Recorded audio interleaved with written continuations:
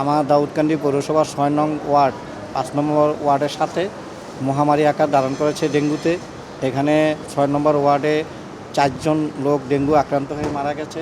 প্রতি ঘরে ঘরে ডেঙ্গু রোগী প্রভাব বিস্তার করেছে, কারণ ৬ নম্বর ওয়ার্ডে প্রচুর ময়লা আবর্জনার কারণে ডেঙ্গু মশার উপদ্রব তৈরি হয়েছে।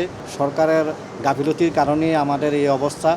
তবে এখন ৫ নম্বর ওয়ার্ডেও বিভিন্ন জায়গায় ড্রেনগুলো অপরিচ্ছন্ন থাকার কারণে মশার উপদ্রব বেড়ে গেছে। বেড়ে যাওয়ার কারণে দাউদকান্দি পৌরসভার ৫ নম্বর ৬ নম্বর ওয়ার্ডে প্রচুর রোগী ডেঙ্গু রোগে আক্রান্ত। কিন্তু আমাদের গ্রামে অপরিষ্কারের জন্যই আমাদের অস্বাস্থ্যকর পরিবেশে আমরা থাকি। কারণ হচ্ছে গ্রাম অঞ্চলের এটা শহরের মতো না, এবং গ্রামের এই চিকিৎসাও তেমন একটা উন্নত না। তার জন্য আমরা শহরে আসছি এই চিকিৎসা নেওয়ার জন্য।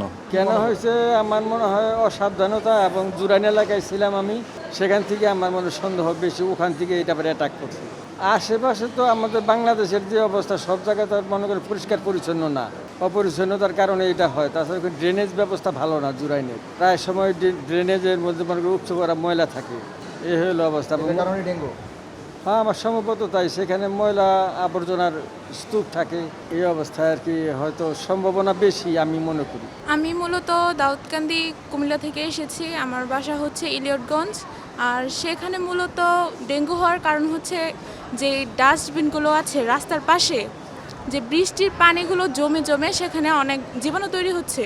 তো সেই জীবাণুগুলো যদি একটু প্রতিরোধ করা যায়, যদি সরকার একটু পদক্ষেপ নেয় যে হ্যাঁ ঠিক আছে, এগুলা যদি প্রতিরোধ করতে পারে, তাহলে হচ্ছে ডেঙ্গুর প্রভাবটা একটু কমবে।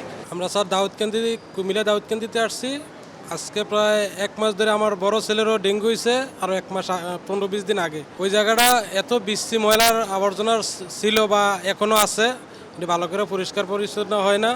এই জন্য এই ডেঙ্গুর আক্রান্ত, যেরকম দুনারচর, সবজিকান্দি, সাউপাড়া, তারপরে নোট দিয়ে ৪টা গ্রাম, এত একটা ঘর পিছু যে বাদ নাই যে ৩ জন ৪ জন ১ জন ৩ জন। আমার ঘরে ৩ জন রোগী, একটা ভালো হয়েছে আর ২ জন এখনও রয়েছে।